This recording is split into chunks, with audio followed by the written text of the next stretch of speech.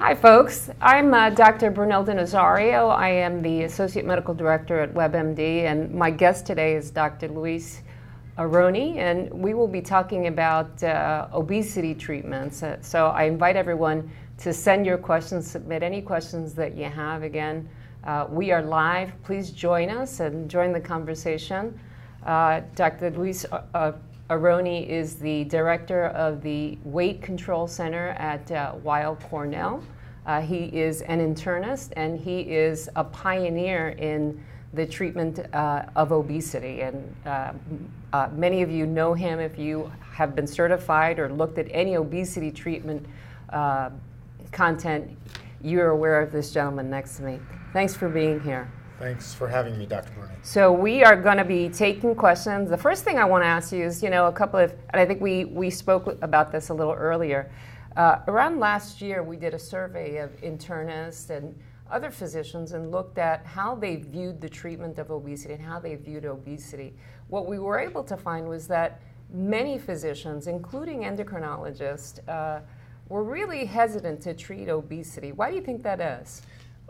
I think that physicians haven't been educated about obesity, so they come out of their training with no knowledge at all. They don't know anything about it. There's a tremendous amount of bias against people who are obese. Why don't you just lose weight? Don't you know it's not good for you? And I think there's also a hesitation with the medicine. People just aren't familiar with the treatments for obesity. But I see that changing. I hope so. So you talked about training for obesity, and I know that there's a lot of folks out there who aren't aware of that. Can you tell us a little bit more about what it takes to be an obesity specialist? So the specialty in obesity is called obesity medicine. I'm the chairman of the American Board of Obesity Medicine, which was founded 5 years ago. We now have over 2,000 physicians in specialties like internal medicine, family medicine, pediatrics, OBGYN, and surgery who have been certified. And it's a minimal certification. It doesn't say that you're the world's expert, but it says that you know enough to pass the exam, that you've had continuing medical education experience in that specific area. And is this a fellowship? So this is a non-fellowship accreditation. We have a fellowship at Weill Cornell. There are several fellowships at Boston University, the Massachusetts General. There's one at Geisinger Hospital in Pennsylvania. There are very few fellowships. So this is a non-fellowship accreditation, but as time goes on, I expect obesity medicine to follow the paths of other specialties. Excellent. I hope so. It's certainly a big issue both in adult medicine and pediatrics as well. Right now, it's the fastest growing specialty in all of medicine. This year, 486 physicians were certified. That's up there with gastroenterology, more than infectious diseases. So we see tremendous interest in the field. Excellent. Tell me about obesity. Who should be treated and why? Well, it really depends on how they feel, what's wrong with them. There's a growing feeling that if someone is completely well, if their body mass index is elevated, that you may want to wait. You want to see what the patient wants to do. But people who are ill from their obesity, they need treatment. So the idea is to treat the obesity and try to get the diabetes, the hypertension, the lipid disorder, the arthritis. There are more than 50 illnesses that are associated and caused by obesity. So we believe that if you look at the people who are ill from their obesity, that we could be doing a much better job in healthcare, helping people to feel better. So you're saying if you have an obese patient, you don't necessarily have to address the obesity unless there are other comorbidities that underlying them are that weight issue. So when you look at it, 2/3 of the population is either overweight or obese. A third are overweight, a third are obese.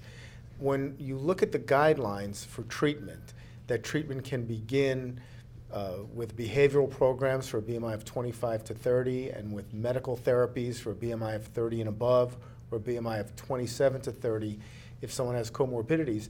Just saying that everybody should lose weight, I'm not sure that that's what we should be doing. that everyone in the country should be on the diet.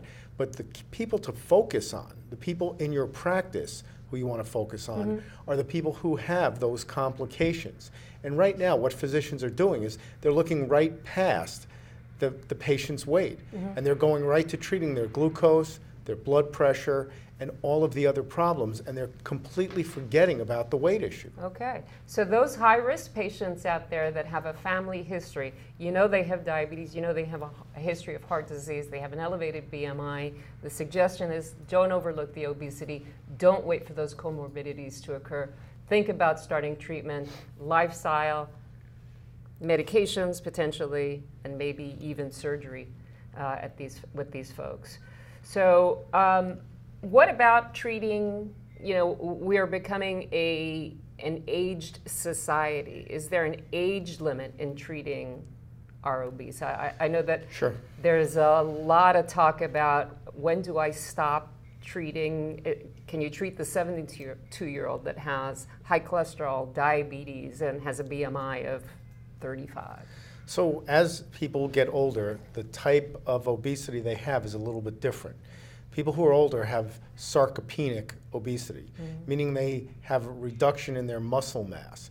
And that's one of the primary problems. So working on increasing muscle mass, things that increase muscle mass, is as important as trying to get them to lose weight. We don't want them to just lose fat. They'll have an even bigger reduction in muscle mass. But as you pointed out, focusing on people who have complications. So if you have a 72-year-old who has diabetes, that person, I would definitely focus on their weight.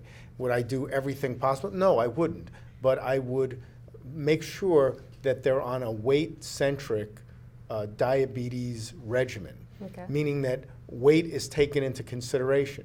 Would I add a medicine, an anti-obesity drug, to their regimen, their diabetes regimen? Absolutely. Excellent, excellent. So tell me, you made a point earlier about biases. And we've both been in that situation. I'm sure a lot of folks in the audience have also been in that situation where you have patients that have multiple medical problems, diabetes, hypertension, hypercholesterolemia, all the other things that go along with being obese. Yet there tends to be a bias about these medications. Why is that? Well, number one, medicines for obesity haven't had a good track record of safety over the decades. If you go back to the 30s and till as recently as the 2000s with sibutramine, there's been concern. But we now understand what was going on and why that happened. Basically, the weight regulating mechanisms are very complicated. And in my opinion, what was being done is too much of a drug hitting one part of the brain was being used to try to get the desired result. So people were being systematically overdosed with these medications to achieve the desired result. That produced side effects from the primary treatment, primary stimulation of different pathways, and also from counter-regulatory systems kicking in. What we found now is that using combination therapies seems to minimize the side effects and allows much lower doses. We performed a study a number of years ago showing that half the dose of two medications produced better weight loss than the full dose of either medication alone. Right. So we think that that is the path to getting better weight loss. Recently we published a paper showing that if you add medication to surgery, you can get people who are regaining weight back to their plateau, and for people who hit a plateau that's still in the obese range, we can get them to lose even more weight. Excellent, excellent. I couldn't agree with you more. There's the background behind obesity medications. There's that Overcast, the Sibutramine, the Fen-Phen, and I think that there's still that fear that these medications are dangerous. And as you know, the more newer medications in obesity are combinations of drugs and seem to kind of so far be safe and be effective, and that's what we're looking at. Right, but clearly more work is occurring. So if you look at the drugs that are out there, there are several new ones One of them, liraglutide, is also used for diabetes. It's an injectable medicine for diabetes and in a higher dose available for obesity.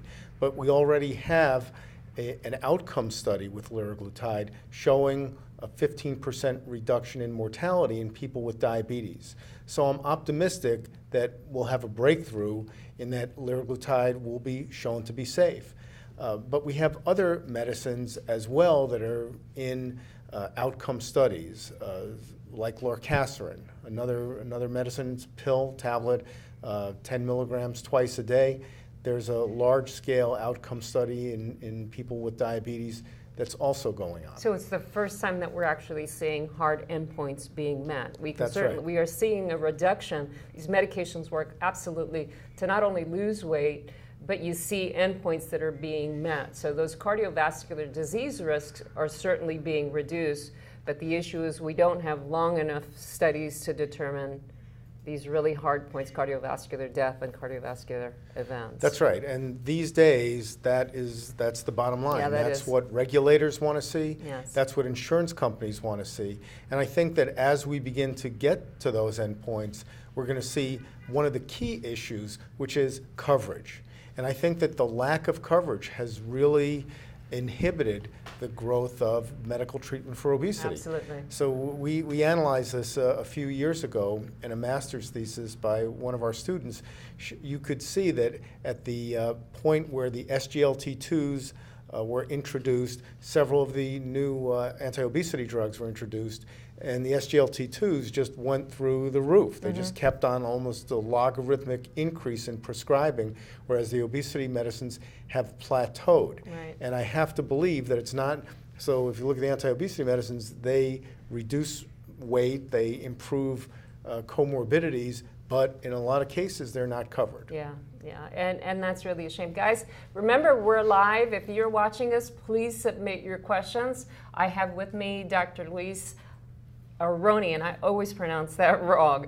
You guys know him. He's the master of obesity, and let's ask him any questions that you have. I want you guys to join in the conversation. Certainly, there's a need to treat. We are in an obesity epidemic, not only in adults, but in children as well. So we want to answer your questions, make you a bit more comfortable on the topic of treating obesity. Submit those questions. So we have one. Jeff is asking, hi Jeff. He's asking, why is obesity so hard to treat? Okay, that's a great question. And it's taken us decades to figure this out. But the most important point is that something physical is happening. And the patient can't feel it, they can't see it. But what research is showing is that hypothalamic neurons get damaged in the weight gain process. It looks like calorie overload causes premature death of hypothalamic POMC neurons. And as a result, there's a degradation in signaling from the fat cell, stomach, intestine going to the rest of the brain. So basically, your brain can't tell how much fat is stored or how much you've eaten. So signals it sends out tell you to eat more. You lose your sense of satiety, your metabolic rate drops slowly, and you actually get hungrier. Right. So something physical, the environment, turns into something physical in your brain, and that's what makes it hard for people to lose weight. Absolutely. So you take that patient, you treat him, and then you throw him back into an obesogenic environment. He's got an uphill battle to fight. So Jay asks, Jay, thank you for submitting your questions. Do you find you have patients that simply don't respond to drugs? We do. That's why we have surgery. So we have patients who do not respond. Now, why would that be? What's a response? That's different for different people. So in some people, there are people who are in a phase of weight gain that's very hard to understand. It could be that they're taking a medicine that's making them gain weight.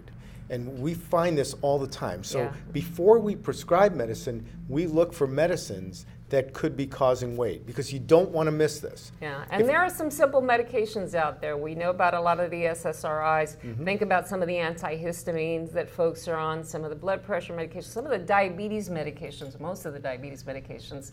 So definitely evaluate that list of medications that your patient is taking, you could be seeing something that is inhibiting the weight loss efforts of your patients. That's right. So if you have a patient who has type 2 diabetes, they're on a sulfonylurea, they're on a thiazolidine-dione, and you give them any of the weight loss medicines, you probably won't get as far as you think. The patient was probably gaining weight. When you have a patient in that weight gaining scenario, the best you sometimes can do is just stop the weight gain, stopping the weight gain. But when people aren't losing weight, so let's say none of those things are there, what we find is that medicine doesn't work as well if the patient isn't complying with a diet. So when you cut down on calories, we think that that alone helps hypothalamic signaling. It helps, which is where the medicines work by and large. So the medicine works better when people go on a structured diet. Right. And that's one of the things that many physicians are lacking. They don't have a structured dietary approach that is readily available to them. We've actually developed one that any physician can deliver in the office setting called BMIIQ. You get it? BMIIQ? And it's a web-based intervention that the doctors can deliver in the office, and it automatically sends sessions on a weekly basis to the patient, but it's got everything that you would need to treat your patients. Yeah. Well, thank you for that. You know, Jay, the one thing that I would have to add is, you know, it's not just about drugs and it's not just about surgery. Remember that individual has to go back into to our society. It really is trying to implement lifestyle changes in this person, teaching them about healthy foods and healthy lifestyles. And while we know that as the results of that can be disappointing, it definitely has to be part of the realm of treatment in treating someone who has obesity. If you just give the drug, you know, the drug doesn't fundamentally change that individual. It's not like surgery, so that when it comes to coming off of that medication, that patient may be set back and become obese again. So very good question though. Vanessa asks, if you do not take an obesity drug, how long will you, if you do take an obesity drug, how long do you have to be on them? Great question, Vanessa. That's a great question. We look at it as chronic treatment, so that it's probably going to be a long time. But interestingly, based on data from our own center, we see that people don't take these medicines every single day. Some people take them on the weekend, some take them during the week. But I think that if you're going to start a patient on medication, you have to expect they're going to need to take it in the long run. Right. Now, our goal is to use this instead of taking something for their blood pressure, something for their diabetes. So our hope is that this will substitute for 1, 2, 3 or more medications. Right. So, Vanessa, good question. I would have to agree. I think the mindset needs to change in the medical field. Obesity is absolutely a chronic disease like any other. You know, it is something that needs to be treated lifelong. Many patients do go on lifelong treatment. I know that there are regulations around that. A lot of times what physicians will do is put a patient on a medication for an extended period of time, then take them off, and then start them up again. You know, you have to look at these treatments just like you look at any chronic medical condition, whether it's a diabetes medication or a hypertensive patient that's taking blood pressure medications. You don't take them off of it because they've normalized their blood pressure. Their weight's going to go up again. So those medications need to be given like a chronic condition, and the patient needs to understand that as well. So just think, if the patient came to you and they said, oh, my sugar got down to normal, so I stopped my medicine. Yeah. My blood pressure was normal, so I stopped it. What would you do? You'd say, are you kidding me? Of course you have to take it every day. Yeah. And we're finding that obesity is much the same. Exactly. I would like it to be that you took the medicine for a few months and that cured you, but that is not what the research is showing. We're not there. We're not there. Allison, hi Allison, thank you for submitting your question. How much weight can people expect to lose when on an obesity medication? And what about surgery? So with medications, it's a tremendous variability from person to person. The way we look at medicines, we don't look at the mean weight loss. Almost no one, we find, loses the average amount. So we'll see that there are responders and non-responders. With some of the medications, it's almost an on-off switch. Mm-hmm. People who do well, the average person loses 10% of their body weight, but that's only 50% of the people who take it.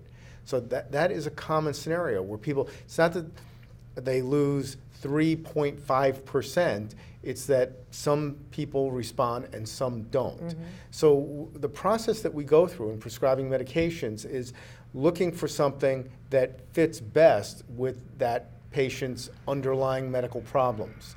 So if someone has a problem, for example, they have kidney stones, one of the medications, phentermine topiramate, is known to potentially increase the risk of a kidney stone. We wouldn't start with that one in that situation. We would try one of the others first.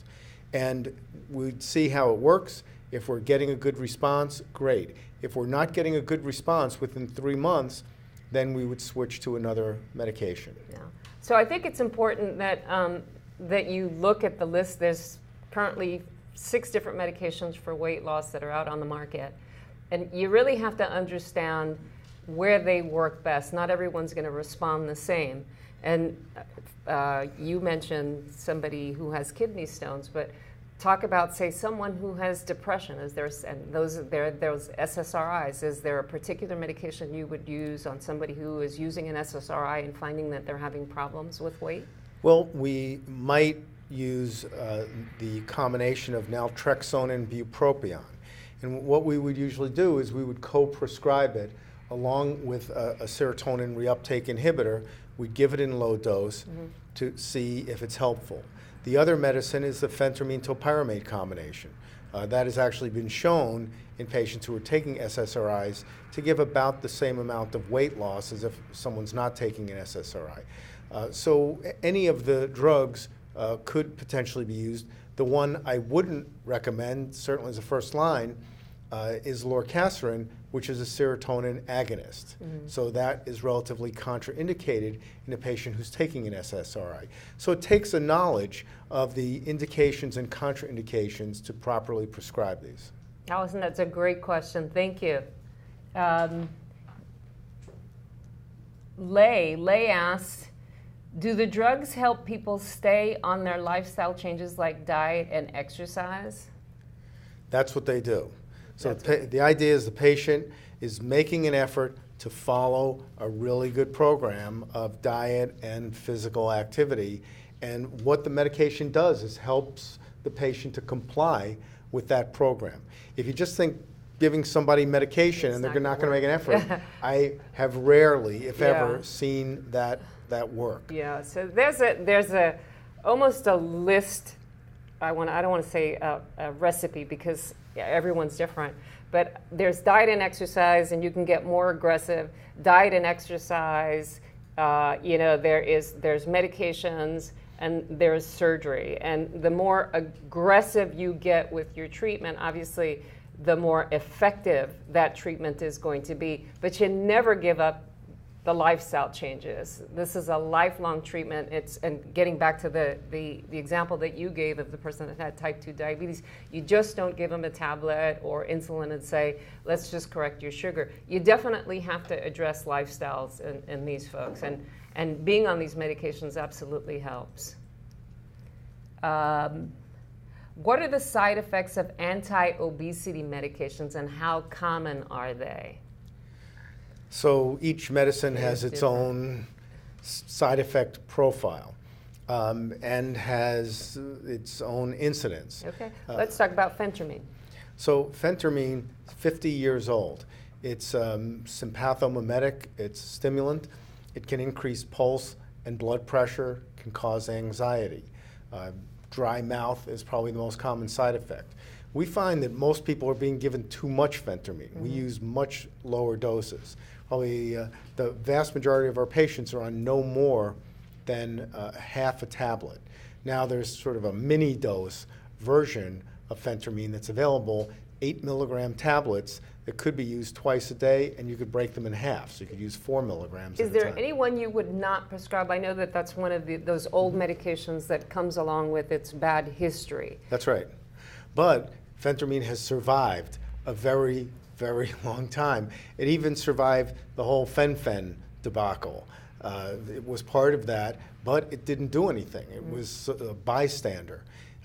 Who would we avoid it in? We'd avoid it in anyone who has coronary disease, unless the cardiologist told us to prescribe it. So we work like a consultant, and we interact with someone's primary care physician, their cardiologist. Do you get an EKG on these folks before starting? We get an EKG, so we would get the EKG, again, as consultants. We'll take the information from their primary care physician, but we use it carefully. Okay. Would I use it in a 25-year-old woman? Yes. Would I use it in a 72-year-old man who has stents? I really doubt it. But that's what this is about. It's like right. practicing medicine in any field. You know, we could sit here all day talking about inappropriate things, but it is possible to use these medicines safely by picking the right person. Guys, we're live, and I'm going to continue on that. We're going to go drug by drug by drug. Tell me about lorcaserin. Who would you use it in? What are the side effects? So lorcaserin is a serotonin agonist. The most common side effects: fatigue, headache, nausea. Lorcaserin is a very specific serotonin stimulator. It works on the 2C receptor. The bad receptor, the one that affects the heart valve, is the B receptor. And lorcaserin has been designed not to hit, to be very specific for the 2C receptor. Lorcaserin is extremely effective in some patients, and it's not effective in other patients. So we'll give it a try and see what happens. We find it has relatively few side effects. You know, it's one of the most tolerable things that we have, and so we'll tend to use it in older patients. Because it's a serotonin agent, we won't use it in somebody who is taking an SSRI, but we'll tend to use it in older patients, patients with cardiovascular disease. It doesn't increase pulse or blood pressure, and see how it works. And again, the same efficacy, about 8 to 10% weight loss. Right, so when you look at efficacy, there are two ways of looking at it. Most of the data that we look at from the FDA is placebo subtracted. When you add any of these to a good behavioral program, you can expect a weight loss of 8 to 10% in responders. In someone who doesn't respond, you'll get 2 or 3%. It's not worth continuing the medication. Naltrexone, bupropion. Naltrexone, bupropion is a combination. Bupropion, also used as an antidepressant and for smoking cessation, and naltrexone, which is an opiate blocker, and it's used for alcoholism. And together, they have an additive effect or an amplified effect, reducing cravings. So the effect is, it's not a double effect, but it's a very interesting amplification that produces about the same amount of weight loss, maybe a little bit more than a single therapy. When you look at Wellbutrin, it's very well tolerated by many people. The major side effects of this are nausea, far and away, nausea, headaches, activation, anxiety. Those are the side effects. But again, a very well tolerated medication. It is titrated up gradually from 1 pill a day to 2 pills twice a day. And we titrate these very gradually. So we don't just push it up, because if you do, you may run into nausea. Patients don't like that. They may be hesitant to continue the medicine. So we'll tell people, look, try it. If it works, don't increase it until you start having some difficulty. Okay. So our titration is far more gradual than what you read on the package insert. Okay. We got 2 more to go on the list. Phentermine topiramate. Phentermine topiramate is a combination that is the most effective medication, single drug. Again, it is a combination. It combines phentermine, which we already talked about, with topiramate, which is used for migraine headaches and seizures. Both of them have independent effects on weight loss. And when you add them together, you get additive effect. We actually did the proof of principle trial. The side effect profile it's got a number of side effects that many people tolerate, some people have difficulty tolerating. So it can cause fatigue, anxiety. Some people feel unfocused and have difficulty concentrating, dry mouth, taste changes. It's the lowest doses we find are pretty tolerable, starting at 3 milligrams, about 3 milligrams of phentermine with 23 milligrams of topiramate. It's kind of a baby dose. We find that that is often tolerable. The next dose, 7.5 of phentermine and 46 milligrams of topiramate, that's the dose that most of our patients are on. There are 2 higher doses, and if someone is doing very well on the moderate dose, the mid dose, 7.5, 46, we may push them up higher to see if they'll get a greater effect. Now, are there any worries about the topiramate? There's the phentermine there, you said, we work with cardiologists. What about the flip side in using topiramate?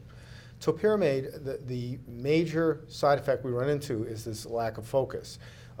In women who are of childbearing age, there's a black box warning about using it around the time of pregnancy because topiramate has been associated with cleft palate. So you don't want it anywhere near a woman who is going to get pregnant. So how do physicians deal with that?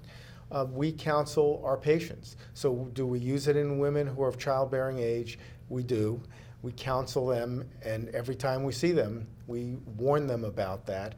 And we've been lucky. We don't do a pregnancy test. So it says on the label that you're supposed to do a pregnancy test like every month. I mean, to be honest, we don't find that that's practical. And so, and there goes that bias again, because when topiramate is used for non-weight loss purposes, there's no regulations around getting kind of that monthly pregnancy test. So that's right. There are a million women are using it monthly for migraine headaches, and they don't need to get a pregnancy test. They are not getting a pregnancy test. That's right, but you're supposed to get it monthly for weight indication. There's orlistat as well. Right, orlistat has been around for a long time. It's been around since the 1990s, and it's available over the counter as well as by prescription. What it does is it blocks the absorption of about 1/3 of the fat that you consume. And as a result, it causes a small but significant amount of weight loss. It can reduce the risk of diabetes, it reduces glucose. We use it occasionally. We use it I'll tell you where we use it a lot, in patients who have lost weight. Some of them get very constipated. And we find that by adding orlistat, it can actually be very helpful. It's also the only medication that is currently approved for teens. That's correct. It's approved for teenagers. I'm not sure that we use it very often in teenagers. We have other situations where we find it's very helpful. So that's the rundown on the oldest, the cheapest, the safest, and the most effective. Thank you for that. Right. That was a pretty nice summary of it. So we have Jesus asked, do different ethnic groups respond differently to anti-obesity medications? Great question. I'm going to add something to that. Do the different genders respond differently? They absolutely do. And that's a big part of learning how to prescribe these. So phentermine, which we use in women not uncommonly, we don't like giving to men because it can get them a little bit edgy. So we don't use it as often in a man. We would tend to use something like Qsymia in a man. And so there are big differences, but we don't have enough information for me to be able to tell you that you should use one medicine rather than the other in a given ethnic group. We just don't have that level of data from clinical trials to be able to pick one or another. What we do have, though, is information on BMIs and how BMIs can be different in different ethnic groups. We do, and actually, it's interesting. So if you look at people of Southern Asian descent, they suffer from obesity in a normal BMI range. They just have a big waist circumference. So if you look at Southern Asian obesity societies and governments, they're treating people who we would consider to be in the normal weight range, but they have just a slight increase in weight. Unfortunately, that's not covered in the prescribing guidelines. I mean, we haven't gotten that far yet, just to give you an idea of how far behind the curve the field has been. So the BMI is not a BMI, is not a BMI. So BMI, remember, is just a measure of height versus weight. It doesn't differentiate fat from muscle. And we see that issue a lot in pediatrics, where a BMI in an African-American kid versus a white kid is very different. Right. That African-American kid will have a lot more muscle mass, whereas that BMI, and I'm talking about elevated BMIs, that BMI is a higher BMI risk in the Caucasian child. Good question, though. So a viewer asks, any new treatments coming down the pike that looks promising? There are a number that work in completely different ways from the things that we have right now, but I think look promising. On the one hand, there's a modified fiber that is very, very safe. It's fiber, it's cellulose fiber, and what happens is that in the stomach, it turns into a complete solid. So whatever you're eating dramatically slows down the absorption and transit of food. That product has been shown to be particularly effective in patients with prediabetes. So if you think about it, here's something that could prevent diabetes, and it's extremely safe, and it seems to be well tolerated. In other words, you would think, gee, could there be gastrointestinal side effects? It looks like they're pretty minimal. So there's a product that I think, it's almost like hydrochlorothiazide. Like, we've needed something that is safe. Orlistat, we had hoped, would be that, but people would rather not take the orlistat than cut down on their fat consumption. Here's something that I think that eating almost anything, it seems to be helpful. It seems to be helpful. So that's a product that I think will be excellent. Well, we're working on that. Keep an eye on and that. There are many others, but the thing we're seeing most right now, so there's kind of a hiatus where there's research, a lot of research going on. Like, there's something that research up at the Boston Children's Hospital working on that it looks like it's as effective as bariatric surgery. So animals, so this is not humans, but animals go down to their ideal body weight. They actually lose more weight than if they had bariatric surgery. We don't know if it's safe. We don't know if it works in humans. That's 8 to 10 years away. The thing that we're seeing a huge growth in are devices. We're seeing balloons. We're seeing endoluminal sewing. We're seeing pacing. We're seeing there's a device that allows you to remove a third of the calories you consume. So I think that for the next couple of years, the devices are we're going to see more people using them in an effort to get better results. But when you think about it, so if you could use a minimally invasive device that cost, let's say, a few $100s or a few $1,000s, and medication, is that a better deal than doing bariatric surgery? Those are the kinds of comparisons we're going to have to be making. Exactly. Well, guys, our time is up. I want to thank everyone for joining us. We had lots of questions. I'm so happy that you guys joined in on the conversation. Doctor, I would like to thank you for being here. Thank you I really appreciate you just kind of the input that you've given our audience. It's wonderful. Thank you so much. Thank you. Thank you, guys. Bye-bye.